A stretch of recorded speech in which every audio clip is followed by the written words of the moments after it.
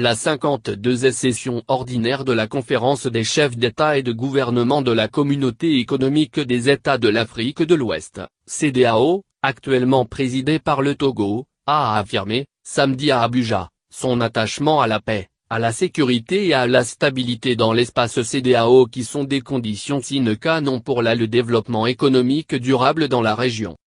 Dans le communiqué final sanctionnant les travaux du sommet, les chefs d'État et de gouvernement ouest-africains restent préoccupés face à l'expansion des attaques terroristes dans la région, exprimant leur détermination à poursuivre, sans relâche, le combat contre le terrorisme, et saluant les efforts déployés au niveau national et régional pour prévenir et faire face à ce fléau.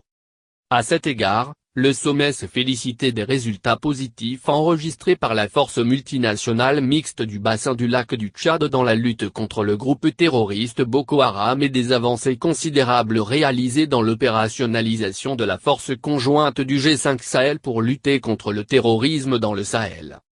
Les chefs d'État et de gouvernement de la CEDEAO ont, par ailleurs, salué l'adoption des résolutions 2359 et 2391 au terme desquelles, le Conseil de sécurité des Nations Unies apporte son appui politique à la force conjointe du G5 Sahel et demande à la mission multidimensionnelle intégrée des Nations Unies pour la stabilisation au Mali, MINUSMA, d'appuyer en logistique et en matériel cette force.